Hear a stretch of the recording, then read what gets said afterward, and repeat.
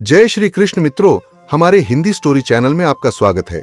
दोस्तों, एक बार माता लक्ष्मी भगवान श्री हरि से पूछती हैं, हे प्रभु, मैं जानना चाहती हूं कि क्या पृथ्वी लोक पर मनुष्यों को पूर्व जन्म का भी कर्ज चुकाना पड़ता है और मृत्यु के बाद मनुष्य की आत्मा वह कौन कौन सी चीजें हैं जो साथ लेकर जाती है तथा उन सभी का प्रभाव मनुष्य की मृत्यु के बाद किस तरह से रहता है।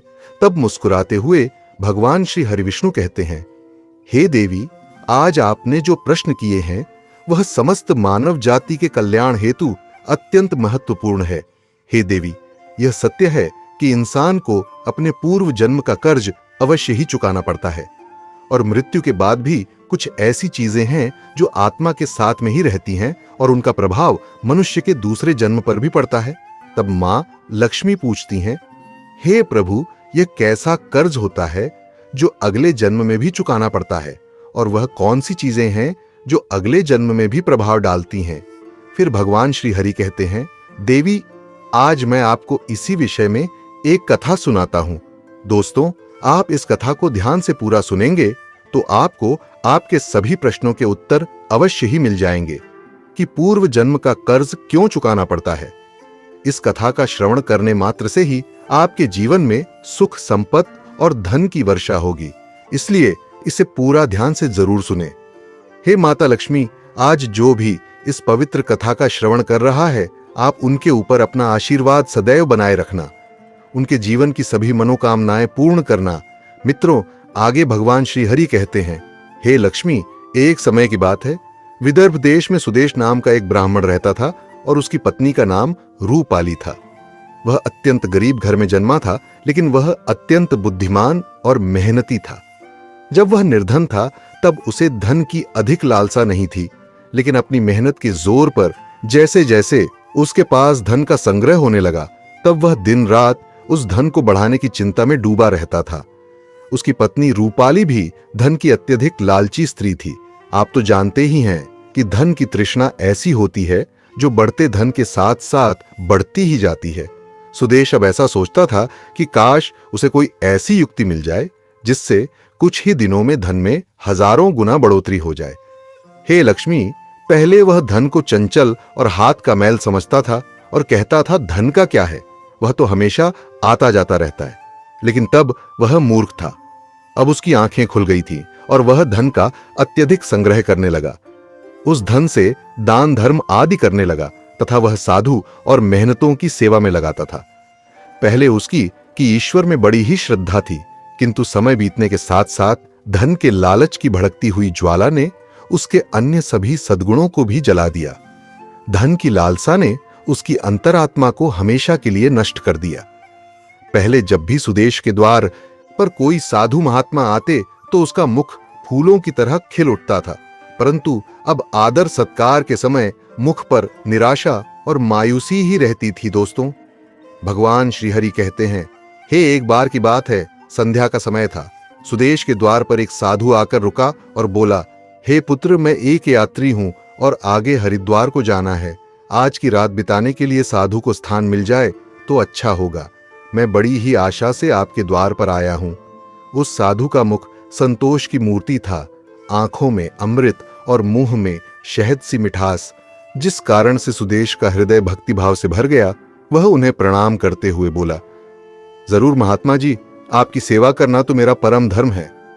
तब वे मुस्कुराते हुए कहते हैं, बेटा, आजकल के समय में तुम्हारे जैसे भक्तिभाव वाले पुरुष कहीं विरले ही मिलते हैं। इस संसार से धर्म का भाव ही जैसे उठ गया है। इस प्रकार से साधु के मुख से अपनी प्रशंसा सुनकर सुदेश का हृदय खिल उठा। उसको ऐसा प्रतीत हुआ मानो उसे स्वर्ग में ही स्थान मिल गया हो। उसके होठों पर शब्द आ ही गए थे, लेकिन उन्हें दबा दिया और उनसे कहा, महाराज, अगर हम आप जैसे संतों की सेवा नहीं करेंगे तो इस मानव जीवन का क्या लाभ। ऐसा कहते हुए सुदेश उन महात्मा को अपने घर के अंदर ले गया। जब उन्होंने घर में प्रवेश किया तब सुदेश ने उनके स्वागत सत्कार में कोई कमी नहीं छोड़ी। खाने के लिए स्वादिष्ट भोजन बनवाया, नाना प्रकार की मिठाई बनवाई। उसके बाद दाल और सब्जियों में इतना घी डाला जैसे नदी की धारा में जल बहता है। भले ही सुदेश उन महात्मा को इतने पौष्टिक आहार देने के पक्ष में नहीं था, लेकिन महात्मा की बातों में कुछ ऐसी शक्तियां थीं कि उसके वर्षों पुराने विचार चंद पलों में बदल गए। जैसे सूखी धरती पर एक दिन की बारिश से हरियाली छा जाती है। इस भक्तिभाव से महात्मा का दिल खुश हो गया। रात भर बातें होती रहीं, ज्ञान और भक्ति की चर्चाएं चलती रहीं। अंत में सुदेश ने पूछा कि महात्मा जी, आप साधु कैसे बने? साधु ने हंसकर उत्तर दिया, बेटा, बुढ़ापा आ गया है, अब क्या सारी उम्र गृहस्थी में ही फंसा रहूंगा? कुछ हरिभजन भी तो करना चाहिए। ईश्वर कृपा से बहुत धन कमाया है। मेरे 4 पुत्र हैं और एक कन्या भी है। अब सारी धन दौलत उन्हें बांट दी है और अब तीर्थ यात्रा को जा रहा हूं। फिर कुछ समय के पश्चात सुदेश ने साधु की तरफ देखा और पूछा, तो क्या आपने अपना सब कुछ बच्चों को दे दिया या अपने पास भी कुछ रखा है? तभी साधु ने उत्तर दिया, बेटा, मेरे हाथ में जो यह लाठी देख रहे हो, यह अंदर से खोखली है। इसमें मैंने 500 स्वर्ण मुद्राएं डाल रखी हैं। यात्रा में कभी कभी धन की आवश्यकता भी पड़ जाती है। यह कहते कहते साधु को नींद लग गई, लेकिन सुदेश की आंखें जाग रही थी। यह सारी बातें उसकी पत्नी रूपाली ने भी सुनी ली थी। अब रात्रि का पहला पहर बीत गया था। वह बार बार महात्मा की लाठी को देख रहा था और मन ही मन कुछ सोच रहा था। अब उसके अंदर लोभ लालच की माया का संचार हुआ, किंतु उसकी आत्मा इस घृणित कार्य को करने से रोक रही थी। लेकिन वहीं मन की दुरात्मा स्वर्ण मुद्राएं पाने की जिद पर अड़ गई। कुछ समय तक इस संघर्ष में ही उसके मन का बुरा हाल हो चुका था कि तभी उसकी पत्नी उसके पास आकर बैठ जाती है और कहती है, स्वामी, आप किस गहरी चिंता में डूबे हैं? क्या आप भी वही कुटिल मंशा से सोच रहे हैं जो मैं सोच रही हूं? इस महात्मा ने तो अपनी खूब सेवा करवा ली है, अब इन्हें कुछ तो हर्जाना भरना पड़ेगा। तब सुदेश कहता है, रूपाली, मेरे मन में बड़ी ही दुविधा हो रही है। हमारा कर्तव्य है कि अतिथि की सेवा करें, किंतु अगर हम इनके धन को चुराते हैं तो पाप होगा। शायद हमें ऐसा नहीं करना चाहिए। तब उसकी पत्नी कहती है, अजी, आप कैसे फिजूल की बातें कर रहे हो? इस महात्मा की उम्र ढल चुकी है और क्या पता कब यह लुढ़क जाए। वैसे भी अब यह अनाथ हैं और अपना अंतिम समय बिताने हेतु हरिद्वार जा रहे हैं। आप अपने मन को मत रोको और इन स्वर्ण मुद्राओं को ले लो। मुझे लगता है ईश्वर भी यही चाहते हैं। इसी कारण से यह महात्मा यहां पधारे हैं और जो बात सबसे गुप्त रखनी चाहिए उसे ही आपको बता दी है। तब सुदेश कहता है, ठीक है दोस्तों, भगवान श्री हरि आगे कहते हैं, हे लक्ष्मी, अंततः लोभ ने धर्म को हरा दिया। सुदेश ने लाठी उठाई, पर उसके हाथ पैर कांप रहे थे। उसकी अंतरात्मा ने एक बार फिर से बड़बड़ाना शुरू किया, लेकिन लोभ के दृढ़ हाथों ने उसे दबा दिया। तभी सुदेश और रूपाली ने लाठी खोली और उसमें से स्वर्ण मोहरों को निकाल लिया और उनकी जगह सामान्य लोहे के सिक्के भर दिए।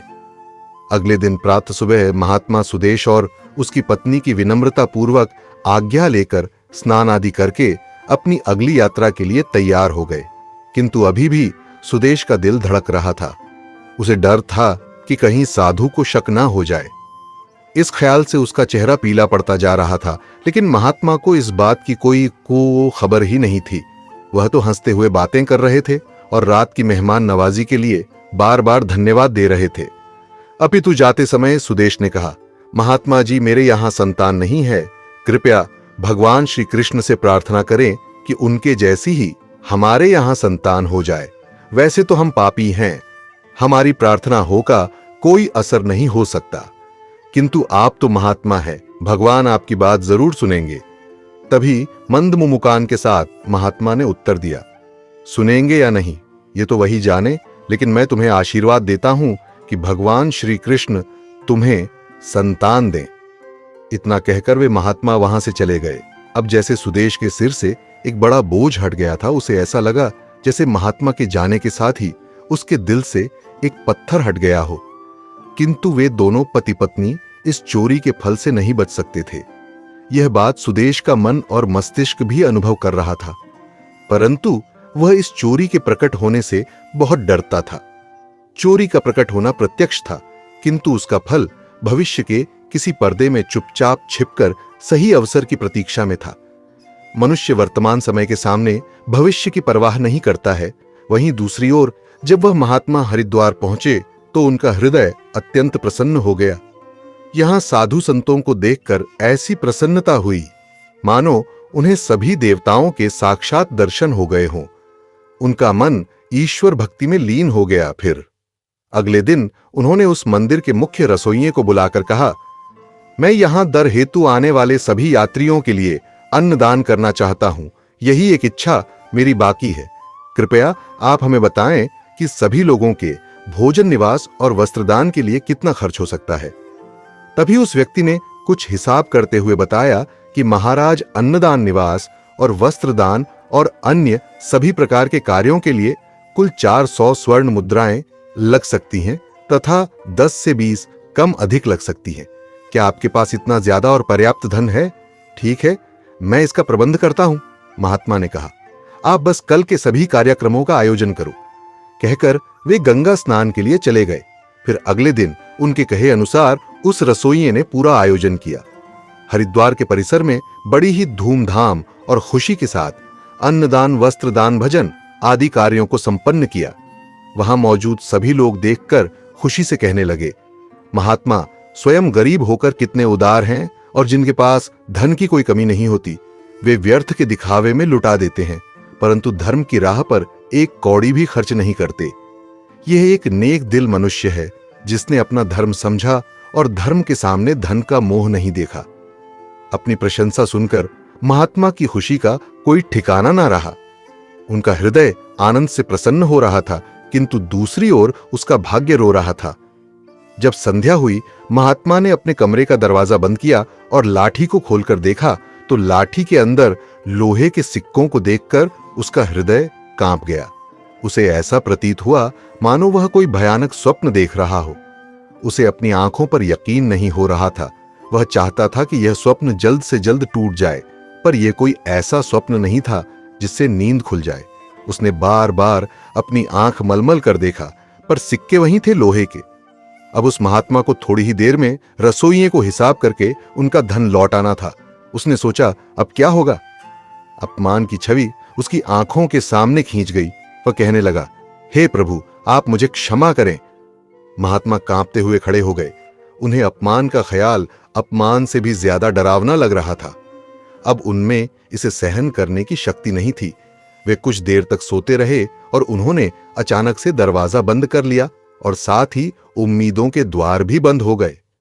महात्मा ने चारपाई की रस्सियों को निकाला और उन्हें छत से लटका दिया। अब मौत दरवाजे पर खड़ी थी कि तभी महात्मा की अंतरात्मा ने उपदेश दिया। दिमाग ने भी सलाह दी कि यह तुम क्या कर रहे हो? आत्महत्या सबसे बड़ा निंदनीय कर्म है, ऐसा मत करो। पर निराशा ने हर तरफ से हरा कर रख दिया। महात्मा का चेहरा मृत व्यक्ति की तरह सफेद पड़ गया था। तब उसने चारपाई पर खड़े होकर अपनी गर्दन में फंदा डाला और कांपते हुए पैरों से चारपाई को ठोकर मार दी। वह महात्मा फांसी पर झूल गया और उसकी मौत हो गई, जहां सुबह बहुत सुखपूर्वक और शांत थी। लेकिन किसे पता था कि शाम इतनी दुखद होगी। कुछ ही समय बाद यह घटना का चारों ओर फैल गई। यह सब देखकर उस रसोइये ने ही महात्मा का अंतिम संस्कार किया और फिर से भगवान का नाम लेकर अपने काम में लग गया। दोस्तों, भगवान श्री हरि आगे कहते हैं, हे लक्ष्मी, वह महात्मा तो मर गए, लेकिन उनका आशीर्वाद अभी भी जीवित था। 1 साल के भीतर ही चोर ब्राह्मण सुदेश के घर में एक पुत्र का जन्म हुआ। इस अवसर पर सुदेश ऐसे प्रसन्न था मानो सारे संसार का धन उसे मिल गया हो। अब तो अंधेरे घर में प्रकाश छा गया था। उसके पैर धरती पर ना पड़ते थे। उसने बालक का नामकरण संस्कार बड़ी ही धूमधाम से किया। इस उत्सव के अवसर पर एक नगर भोज दिया गया। उस दिन सुदेश ने अपनी सारी जिंदगी की कंजूसी निकाल दी और धन को पानी की तरह बहाया और बालक का नाम आत्मे रखा गया। आत्मे बहुत ही सुशील और भगवान का उपासक बालक था। उसकी तीक्ष्ण बुद्धि देखकर आश्चर्य होता था। लोग कहते थे कि यह कुल का नाम बढ़ाएगा। सुदेश यह सुनकर फूलाना समा आता था। इसी प्रकार 6 वर्ष बीत गए। आत्म शिक्षा ग्रहण करने हेतु आश्रम में गया। वहां भी उसके गुणों का विकास होने लगा। वह हमेशा अपनी कक्षा में प्रथम आया करता था। सुदेश यह देखकर ईश्वर को धन्यवाद करता था, लेकिन कभी कभी जब उसे उस महात्मा के साथ अपने दुर्व्यवहार की याद आती तो उसके दिल में चुभन होती और उसकी आत्मा पर एक अनजाना सा डर छा जाता था। उसे बार बार अपने ऊपर गुस्सा आता था। वह अक्सर मन ही मन दुखी होते रहता और मन ही मन कहता कि मेरी बुद्धि कैसी खोटी थी, मैंने ऐसी मूर्खता क्यों की। लेकिन बीता हुआ समय उसके हाथ में नहीं आ सकता था। उसने स्वर्ण की 500 मोहरों को एक लाल वस्त्र में बांधकर संदूक में रख दिया और यह निश्चय किया कि वह उस महात्मा को वापस दे देगा। फिर उसने महात्मा की खोज शुरू कर दी। कई लोगों को भेजा, लेकिन वह उस महात्मा तक नहीं पहुंच सका। इतना समय बीत गया कि अब सुदेश उस घटना को भूल गया, परंतु स्वर्ण मुद्राएं अभी भी एक लाल वस्त्र में लिपटी हुई उसी संदूक में पड़ी थीं। दोस्तों, भगवान श्री हरि आगे कहते हैं, हे लक्ष्मी, समय गुजरता गया और आत्म अब 20 वर्ष का हो गया था। साथ ही उसे एक बीमारी ने जकड़ रखा था और आत्म के इलाज में काफी धन का खर्च हो रहा था। फिर एक दिन अचानक सुदेश अपनी पत्नी रूपाली और बेटे आत्मे के साथ हरिद्वार के लिए निकल पड़ा। वहां पहुंचकर वे एक सराय में ठहरे। वहां सुदेश को पता चला कि उनके बेटे आत्म का व्यवहार साधुओं जैसा हो रहा है। उसके अंदर वैराग्य आ रहा है। वह दिन रात साधुओं के डेरे में समय बिताता और जब भी किसी दीन दुखी या गरीब को देखता तो उसकी मदद करता था। इसे देखकर सुदेश बहुत परेशान होता था, पर वह कुछ कर नहीं पाता था। आत्मे उसकी इकलौती संतान थी। उसका मुख देखकर सुदेश का क्रोध शांत हो जाता था। वह बहुत सोचता था, परंतु आत्म के इस स्वभाव का कारण उसे समझ में नहीं आता था। फिर दूसरे दिन संध्या के समय आत्म भजन कर अपने सराय की तरफ लौट रहा था कि रास्ते में एक बूढ़ा आदमी उसे रोता हुआ मिला। तब आत्मे ने आश्चर्य से पूछा, भाई रोते क्यों हो? तब वह बूढ़ा कहने लगा, बेटा क्या कहूं? कहते हुए लज्जा आती है। अगर तुम जानना ही चाहते हो तो सुनो, मैं गंगा जी में डूबकर अपना जीवन समाप्त करने जा रहा हूं, क्योंकि मुझे व्यापार में घाटा हुआ है और मेरे सिर पर बहुत सारा कर्ज है। आत्मे कहता है, पर यह तो छोटी सी बात है। उस बूढ़े व्यक्ति ने अजीबोगरीब नजरों से आत्म की ओर देखते हुए कहा, मुझे अपना कर्ज चुकाना है, नहीं तो मेरे पास आत्महत्या करने के अलावा कोई विकल्प ही नहीं है। तब आत्म कुछ देर तक चुप रहा। यह मौन उस दुर्भाग्यशाली बूढ़े व्यक्ति के लिए एक उम्मीद बन रहा था। उसके आंसू थम गए और फिर आत्म ने पूछा कि महाराज, आपको कितने धन की आवश्यकता है? कृपया आप हमें बताएं। दोस्तों, जब इंसान निराश हताश होता है तब उसे हर कदम पर उम्मीद नजर आती है। उस बूढ़े व्यक्ति ने हिसाब लगाकर जवाब दिया और कहा कि मेरे सिर पर लगभग 500 स्वर्ण मुद्राओं का कर्ज है। आत्मे फिर से कुछ देर के लिए चुप रहा। फिर उसने कहा, महाराज आप चिंता मत करो, आप बस इसी गंगा के तट पर मेरी प्रतीक्षा करो। मैं बस अभी वापस आता हूं। आपके लिए मैं कहीं से धन का संग्रह करके लाता हूं। तब बूढ़े आदमी ने कहा, बेटा यहीं पास में ही मेरी एक धर्मशाला है, तुम वहीं आ जाओ। उसी समय आत्मे भागते हुए वापस सराय में आ पहुंचा। उस समय उसके हृदय में हलचल सी मची हुई थी। उसका चित्त व्याकुल था। वह चाहता था कि जितनी जल्दी हो सके बूढ़े बाबा का संकट दूर कर दे। उसे दिव्य शक्ति ने विश्वास दिला दिया था कि इस बूढ़े बाबा की सहायता करना मेरा धर्म है। वह एक विशेष भावुकता के साथ अपने सराय पर पहुंचा। तब उसके माता पिता कहीं बाहर गए हुए थे। अब आत्मे का रास्ता साफ हो गया था। उसने संदूक पर जो ताला लगा हुआ था उसे एक पत्थर से तोड़ दिया। फिर संदूक को खंगालना शुरू कर दिया। निराशा ने अपनी जगह बना ली थी, लेकिन आशा ने बंधन बांध दिए थे। तभी अचानक आशा की एक किरण नजर आई। आत्म के हाथ में वह लाल वस्त्र आ गया। उसने उसे कांपते हाथों से खोला और उसका दिल कमल की तरह खिल उठा। उस रुमाल में पूरी 500 स्वर्ण मुद्राएं थीं। यह वही सोने की मुद्राएं थीं जिन्हें सुदेव ने कभी एक महात्मा से चुराया था। जब मुद्राओं की गिनती की तो वे पूरी 500 ही निकली। आत्मे का दिल प्रसन्नता से भर गया। उसने वह मुद्राएं अपनी जेब में डाली और वस्त्र को वापस संदूक में रख दिया और अति उत्साह के साथ उसी बूढ़े बाबा के पास जा पहुंचा और उन्हें वह मुद्राएं दे दी। दोस्तों, अक्सर आपने लोगों को कहते हुए सुना होगा कि भगवान हमारा साथ नहीं दे रहा, लेकिन क्या आप जानते हैं कि ऐसा क्यों होता है? भगवान साथ क्यों नहीं देते हैं? जबकि कई लोगों को आपने यह भी कहते सुना होगा कि ईश्वर मेरे साथ हैं। दोस्तों, भगवान सिर्फ उन्हीं की मदद करते हैं जिनके कर्म अच्छे होते हैं, जिनके कर्म का उद्देश्य अच्छा होता है और जो दूसरों को सुख पहुंचाने के लिए काम करते हैं। दोस्तों, धन्ना जी का जन्म एक सामान्य किसान परिवार में हुआ था। इनके पिताजी खेती करते थे और गायों का पालन किया करते थे। एक दिन धन्ना जी के परिवार के कुल गुरु, जिनका नाम था पंडित त्रिलोचन, वे तीर्थ यात्रा करके लौटे थे और कुछ दिनों के लिए धन्ना जी के घर पर रुक गए। पंडित त्रिलोचन जी शालिग्राम भगवान की सेवा किया करते थे। वह बड़े भाव से भगवान शालिग्राम की सेवा करते थे। उनको पुष्प चढ़ाते, उन्हें भोग लगाते और भगवान को भोग लगाने के बाद ही वह भोजन ग्रहण करते थे। बालक धन्ना पंडित जी को यह सब करते हुए देखता था। उसे भगवान की सेवा बड़ी अच्छी लगती। जब पंडित जी भगवान की सेवा करते तो धन्ना को बड़ा ही सुकून मिलने लगता। कुछ दिनों के बाद जब पंडित जी जाने लगे, तब बालक धन्ना पंडित जी से शालिग्राम भगवान के लिए जिद करने लगा। कहने लगा कि मुझे ठाकुर जी चाहिए, परंतु पंडित जी अपने ठाकुर जी छोटे से बालक को कैसे दे सकते थे।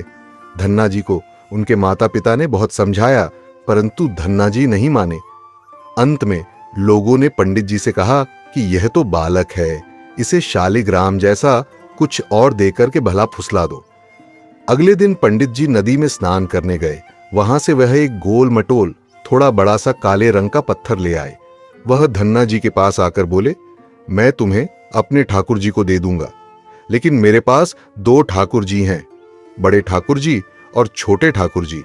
तुम्हें कौन से ठाकुर जी चाहिए? धन्ना जी ने झट से जवाब दिया, मुझे तो बड़े ठाकुर जी चाहिए। पंडित जी भी यही चाहते थे।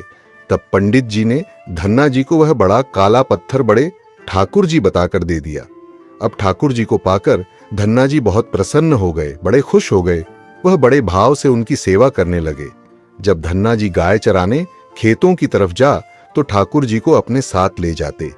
धन्ना जी की मां ने उनको बाजरे की रोटी, साग, अचार और गुड़ खाने के लिए दिया। अब धन्ना जी ने भी निश्चय किया कि वह भी पंडित जी की तरह ही ठाकुर जी को जब तक भोग नहीं लगाएंगे और जब तक ठाकुर जी को खिला नहीं लेंगे, तब तक वह खुद भी भोजन नहीं करेंगे। धन्ना जी जब खेत में पहुंचे तो प्रेम से ठाकुर जी को पुकार कर कहने लगे कि ठाकुर जी, जब तक आप भोग नहीं खाएंगे तब तक मैं भी भोजन नहीं करूंगा। धन्ना जी ने निश्चय किया कि जब तक ठाकुर जी प्रकट होकर भोग नहीं लगाते, वह भी भोजन का एक टुकड़ा भी ग्रहण नहीं करेंगे। जब ठाकुर जी ने भोग नहीं लगाया तो धन्ना जी ने शाम को वह रोटी गाय को खिला दी। 3 दिन तक ऐसा ही चलता रहा। ना ठाकुर जी भोग लगाते और ना धन्ना जी भोजन करते। चौथे दिन की बात है, धन्ना जी की माता फिर से रोटी लेकर आई। अब धन्ना जी खेतों में जाकर जोर जोर से होने लगे और ठाकुर जी से गुहार लगाने लगे। वह बोले, आप तो बड़े ठाकुर जी हैं, आपको तो लोग रोज 56 प्रकार का भोजन खिलाते होंगे, परंतु मैं तो बालक हूं, 3 दिन से भूखा हूं और परेशान हूं। क्या आपको मुझ पर दया भी नहीं आती? मुझ पर दया करके ही थोड़ा सा भोग लगा लो, जिससे मैं भी कुछ खा सकूं, क्योंकि पंडित जी ने कहा था कि आपको खिलाए बिना मैं कुछ नहीं खा सकता। इसीलिए पहले आप खा लो, इसके बाद ही मैं खाऊंगा। धन्ना जी के भोलेपन से की गई प्रार्थना को सुनकर भगवान श्री कृष्ण साक्षात प्रकट हो गए। अपने ठाकुर जी को देखकर धन्ना जी बहुत प्रसन्न हो गए। उन्होंने ठाकुर जी को मां की दी हुई बाजरे की रोटी, साग और गुड़ खाने को दे दिया। ठाकुर जी बड़े चाव से रोटी खाने लगे। 4 रोटी में से 2 रोटी ठाकुर जी ने खा ली। अब ठाकुर जी 30 रोटी खाने लगे। तब धन्ना जी ने उनका हाथ पकड़ लिया और कहा, सारी रोटियां आप ही खा जाएंगे क्या? मुझे भी तो भूख लगी है, तो मैं कैसे खाऊंगा? मैं तो 4 दिनों से भूखा हूं, मैंने कुछ भी नहीं खाया है। 2 रोटी आपने खा ली, अब 2 रोटी मेरे लिए छोड़ दो। इसके बाद ठाकुर जी मुस्कुराने लगे और बची हुई 2 रोटियां धन्ना जी ने खाई, जो ठाकुर जी ने छोड़ी थी। अब तो उनका यह रोज का नियम बन गया था। धन्ना जी जब भी गाय चराने जाते तो भोजन खेत में जाकर ठाकुर जी के साथ ही करते थे। एक दिन ठाकुर जी ने नाजी से कहा कि तुम रोज मुझे रोटी खिलाते हो, मैं मुफ्त में रोटी नहीं खाना चाहता था, मैं तुम्हारा कोई काम कर दिया करूंगा। धन्ना जी ने कहा, मैं तो बालक हूं, केवल गाय ही चरा हूं, मैं आपको क्या काम बता सकता हूं? तब ठाकुर जी ने कहा कि मैं तुम्हारी गाय ही चरा दिया करूंगा। उस दिन के बाद से ठाकुर जी धन्ना जी की गाय चराने लगे। एक दिन धन्ना जी ने ठाकुर जी से पूछा, आप मुझे अपने से क्यों नहीं लगा? तब ठाकुर जी ने कहा, मैं तुम्हें प्रत्यक्ष हो गया हूं, लेकिन पूरी तरह से मैं तब मिलता हूं जब कोई सद्गुरु जीव को अपना लेता है। अभी तुमने अपने किसी गुरु की शरणागति ग्रहण नहीं की है, इसीलिए मैं तुम्हें अपने हृदय से नहीं लगा सकता।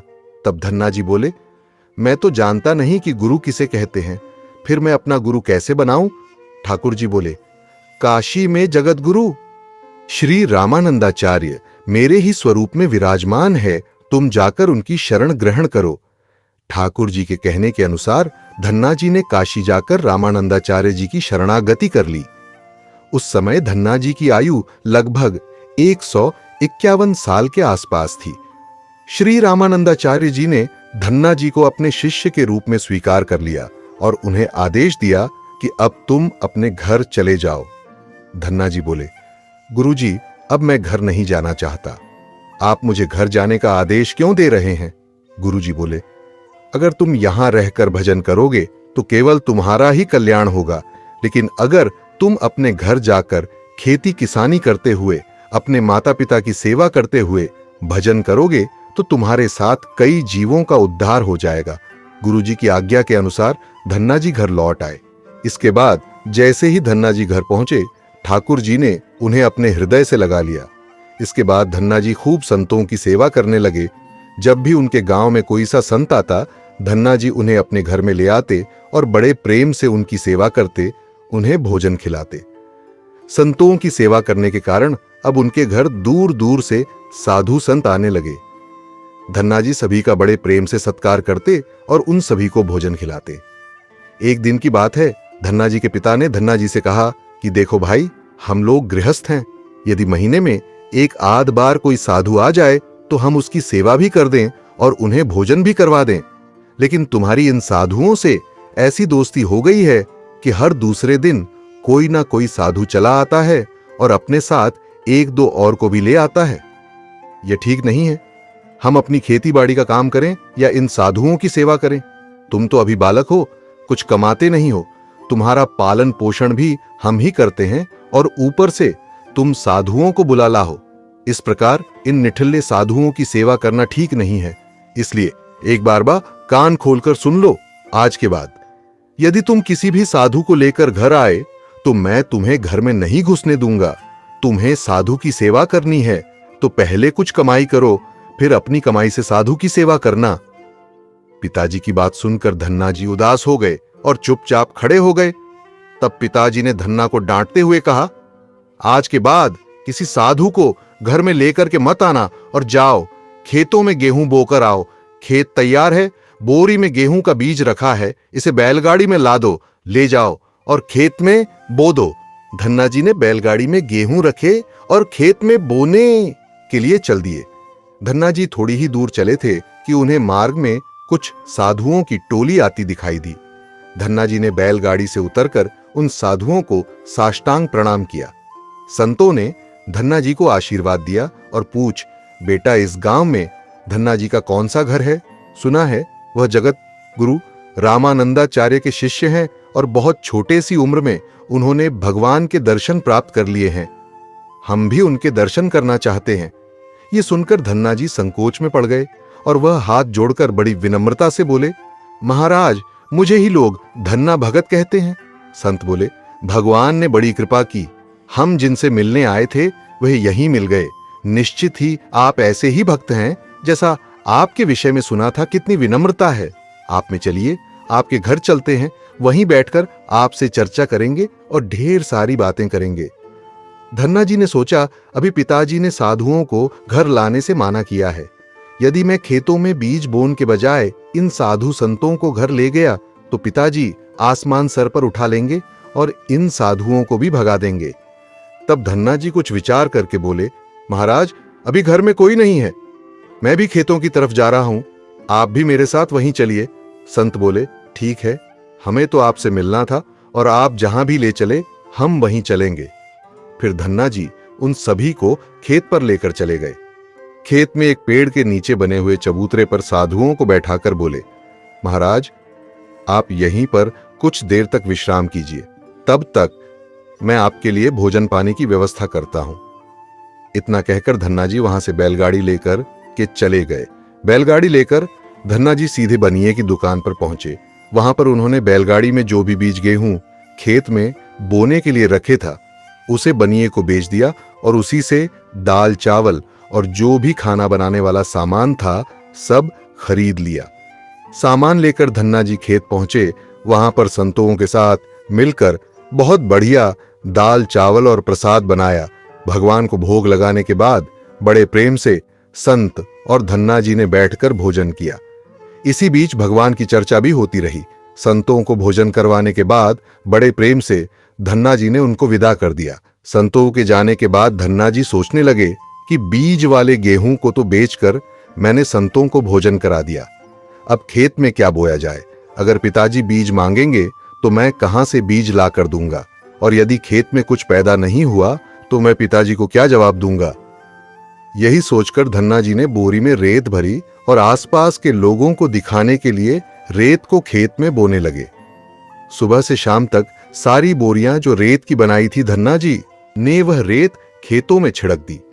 आसपास के किसान देख रहे थे कि धन्ना जी खेतों में गेहूं बो रहे हैं, वह तो खेतों में रेत बो रहे थे। खेत बोन के बाद धन्ना जी बड़े प्रसन्न मन से घर की ओर चल दिए। वह सोचने लगे खेत में तो कुछ उगना नहीं है तो देखभाल भी नहीं करनी पड़ेगी। धन्ना जी जब घर पहुंचे तो पिताजी ने पूछा कि खेत बो आए। धन्ना जी बोले कि पिताजी मैं खेत बो आया हूं। कुछ दिन बीते। धन्ना जी के पिताजी और गांव के कुछ बड़े बूढ़े लोग धन्ना जी के पास आए और बोले कि तुमने कैसा खेत बोया है, ऐसी फसल तो हमने अपने जीवन में आज तक नहीं देखी। ऐसा लगता है जैसे गेहूं का एकाएक दाना नाप नाप कर समान दूरी पर बोया गया है और सारे ही दाने उगाए हैं। इतनी सुंदर फसल तो हमने आज तक नहीं देखी, ये सब तुमने कैसे किया। धन्ना जी सोचने लगे कि सब उनको ताने मार रहे हैं, खेत में कुछ उगा नहीं होगा इसीलिए ऐसी बातें कर रहे हैं। तब धन्ना जी ने आश्चर्यचकित होकर स्वयं खेत पर जाकर देखा तो बड़े ही आश्चर्यचकित हो गए। उन्होंने देखा कि जिस खेत में उन्होंने रेत बोई थी वहां पर फसल उगाई है और एक सुंदर फसल उन्होंने भी कभी नहीं देखी थी। फसल को देखकर धन्ना जी को भगवान की कृपा का एहसास हुआ और उनकी आंखों से आंसू निकाल आए। धन्ना जी जोर जोर से रोने लगे। जब धन्ना जी के पिता और अन्य गांव वालों ने रोने का कारण पूछा तब धन्ना ने रोते हुए सारी घटना कह सुनाई। धन्ना जी बोले, पिताजी जब आपने संतों को घर लाने के लिए मना किया था और खेत बोने के लिए गेहूं दिया था, उसी दिन मुझे मार्ग में कुछ संत मिले थे। मैं उन संतों को अपने घर नहीं लाया और खेत पर ही ठहरा कर जो गेहूं मैंने बीज बोने के लिए लिए थे वह सब बनिए की दुकान पर बेचकर संतों को भोजन करवा दिया। इसके बाद मैंने लोगों को दिखाने के लिए खेत में रेत को बो दिया। फिर यह फसल कैसे हो गई ये मुझे नहीं मालूम। धन्ना जी की बात सुनकर उनके पिताजी की आंखों में आंसू आ गए और वह बोले, मेरा धन्य भाग्य जो मेरे घर में ऐसे पुत्र ने जन्म लिया। आज के बाद हम तुम्हें रोकेंगे नहीं। खूब साधु को बुलाओ, संतों की सेवा करो, हम तुम्हें अब कभी मना नहीं करेंगे। आज से मैं भी भगवान की भक्ति किया करूंगा और तुम्हारे साथ संतों की सेवा करूंगा। इसके बाद धन्ना जी और उनके परिवार वाले खूब संतों की सेवा करने लगे। कुछ समय बाद धन्ना जी की उगाई हुई फसल को काटने का समय आ गया। उस समय उतने ही आकार की खेती से 50 गुना ज्यादा गेहूं निकला। यह गेहूं इतना ज्यादा था कि उसे रखने तक की जगह नहीं बची थी। गांव के सभी लोग धन्ना जी की फसल देखकर आश्चर्यचकित हो गए। अब धन्ना जी और उनका परिवार अपनी क्षमता के अनुसार खूब संत की सेवा और भगवान की भक्ति करने लगे। उनके घर हमेशा साधु संतों की भीड़ लगी रहती था। अब धन्ना जी जब भी खेतों में फसल बोते हर बार ऐसे ही फसल होने लगी। अब धन्ना जी अपने गांव के बड़े किसान बन गए। गांव के सभी लोग धन्ना जी को चमत्कारी संत मानने लगे और उनके खेतों की मिट्टी को भी चमत्कारी मानने लगे। अब जिन लोगों के खेतों में पर्याप्त फसल नहीं होती तो वह लोग धन्ना जी के खेतों की मिट्टी ले जाकर अपने खेतों में छिड़क लेते, जिससे उनकी फसल भी अच्छी होने लगी। चारों तरफ धन्ना जी की जय जयकार होने लगी। एक बार भगवान ने धन्ना जी की परीक्षा लेनी चाहिए। धन्ना जी के गांव में अकाल पड़ गया। धन्ना जी बड़े किसान थे, उनके पास बहुत खेती थी और अन्न के भंडार भरे थे।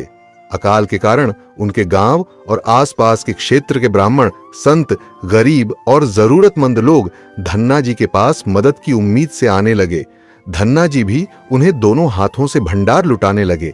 कभी कोई जरूरतमंद उनके घर से खाली हाथ नहीं लौटता। धीरे धीरे धन्ना जी का अन्न भंडार समाप्त होने लगा, परंतु धन्ना जी ने निश्चय किया कि जब जब तक उनका सामर्थ्य है वह किसी भी जरूरतमंद को नहीं करेंगे और सब कुछ बेचकर लोगों की मदद करेंगे। धन्ना जी की संत सेवा से प्रसन्न एक दिन उनके पास संत के भेष में स्वयं ठाकुर जी आ गए।